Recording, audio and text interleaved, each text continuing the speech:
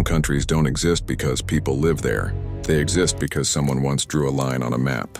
No cities, no borders on the ground, sometimes not even recognition. Yet on paper, they are nations. Today we're exploring the strangest idea in geopolitics, countries that exist only on paper. We grow up believing countries are real in the physical sense. You can point to them, visit them, cross their borders. But when you look closer, you realize something unsettling. A country is not land. It's not buildings. It's not even people. A country is an agreement that says this place exists because we all agree it does. Remove that agreement, and the country becomes something else, or worse, something that exists only on paper. Maps don't show reality, they show decisions. And some of those decisions created countries that survive without ground truth. A country can exist in 3 different ways. Physically, land, people, control. Politically, recognition, diplomacy. Legally, documents, treaties, maps. Most countries have all 3, but some have only one. And when a country exists only on paper, it means this. It may appear on maps, it may be claimed by governments, it may have laws written about it, but in reality, it doesn't function as a normal nation.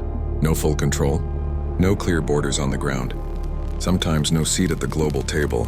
These countries live in limbo, kept alive by ink, not infrastructure.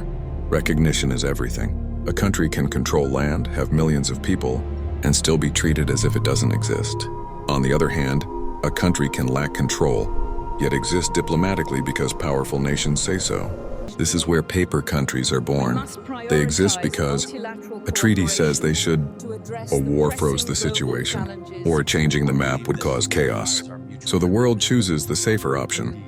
Do nothing, and by doing nothing, these countries remain suspended in time. Take Taiwan. It has its own government, its own military, its own economy, its own borders and practice. But on many official maps, it's not labeled as a country. Why?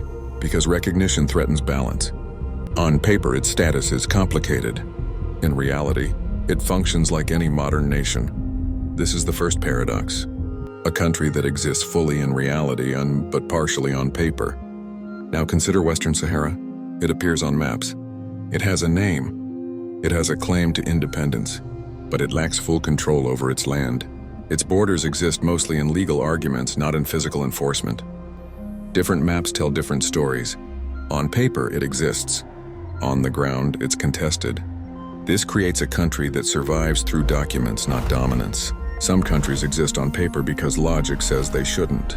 They're too small, too dependent, too surrounded. Yet they remain independent because removing them would be more expensive than keeping them. These states survive not through power, but through international comfort. The world accepts them as they are, because changing them would open dangerous questions. Some paper countries are leftovers of the past. Empires collapsed. Borders shifted, but certain claims never disappeared. Old treaties still exist. Old borders still appear on legal documents.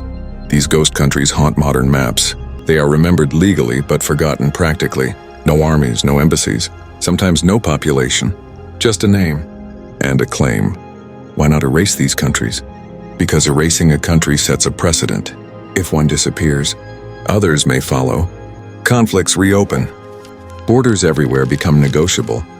Modern geopolitics prefers stability over accuracy, so instead of fixing strange borders, the world freezes them. That's how paper countries survive. Not because they make sense, but because removing them would break the system. Every map is biased. What it includes, what it excludes, what it labels. A country appearing on one map may vanish on another. This isn't a mistake. It's intentional. Maps are tools, and sometimes they are weapons. A paper country lives or dies based on which map you're looking at. Borders feel permanent, but they're not. They're agreements frozen in time. When those agreements outlive their usefulness, they don't disappear. They fossilize, and paper countries are geopolitical fossils, proof that history doesn't clean up after itself. Yes, and that's what scares governments. If a paper country becomes fully recognized, the balance shifts. New alliances form, old enemies react. Power changes hands. So many nations prefer uncertainty. A paper country is easier to manage than a fully recognized one. Countries don't exist because they should. They exist because the world agrees it's easier to let them exist. Some nations are born through war, some through diplomacy, and some only through paperwork. Maps feel permanent. But they're not. They are frozen moments of history, lines drawn by decisions long gone. Every paper country tells the same story. Borders are human inventions. Geography doesn't always win. History leaves behind strange survivors. What looks odd on a map often represents centuries of struggle, compromise, and unfinished business. Some countries exist because they are strong, some because they are protected, and some because the world is afraid to decide. They remain on paper not because they belong there, but because removing them would cost too much.